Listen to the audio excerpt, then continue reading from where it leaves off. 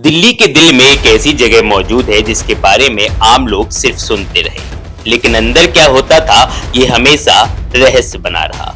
एक ऐसा क्लब जहां पहुंचना हर किसी के बस की बात नहीं थी, जहां सदस्यता पाने के लिए लोग सालों इंतजार करते थे, जहां देश के बड़े अफसर, प्रभावशाली नेता, उद्योगपति, सीनियर वकील और सत्ता के गलियारों से जुड़े लोग आते जाते दिखाई देते थे।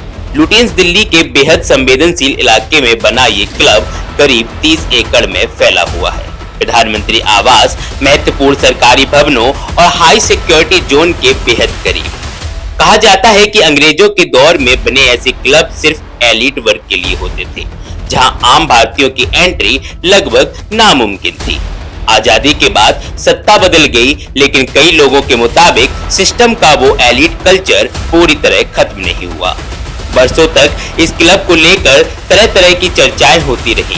लोग कहते थे यहाँ से पार्टी नहीं होती, यहाँ नेटवर्किंग होती है, यहाँ रिश्ते बनते हैं, प्रभाव बनते हैं और कई बार बड़े फैसलों की दिशा भी तय होती है।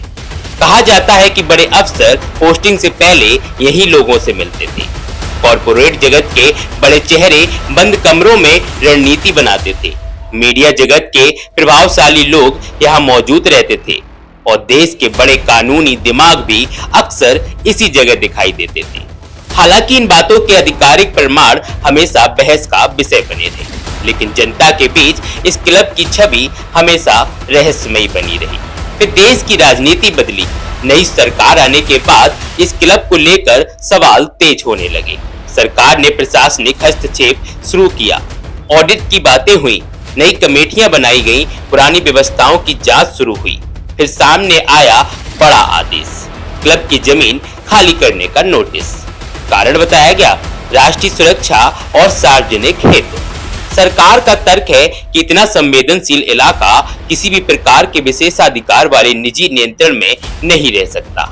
वहीं दूसरी तरफ क्लब से जुड़े लोग इसे संस्थागत स्वतंत्रता और परंपरा का मामला बता रहे हैं। अब मामला अदालत तक पहुंच चुका है। देश के बड़े वकील मैदान में हैं। दिल्ली हाई कोर्ट में सुनवाई चल रही है और सोशल मीडिया पर इस मुद्दे ने नई बहस छेड़ दी है। कुछ लोग कह रहे हैं ये अंग्रेज की बनाई उस पुरानी व्यवस्था पर कार्रवाई है जिसमें ताकतवर लोगों के लिए अलग दुनिया बसाई गई थी, तो कुछ लोग इसे सत्ता और प्रभावशाली संस्थाओं के बीच संघर्ष बता रहे हैं। लेकिन सबसे बड़ा सवाल आज भी वही है, क्या देश में ऐसे एलिट क्लब होने चाहिए जहां आम आदमी की पहुंच लगभग नामुमकिन हो? क्या दशकों से चली आ रही वीआईपी संस्कृति अब खत्म होनी चाहिए, या फिर यह सिर्फ राजनीति और शक्ति प्रदर्शन की लड़ाई है? सवाल कई हैं, जवाब आपके पास है। अपनी राय जरूर दीजिएगा।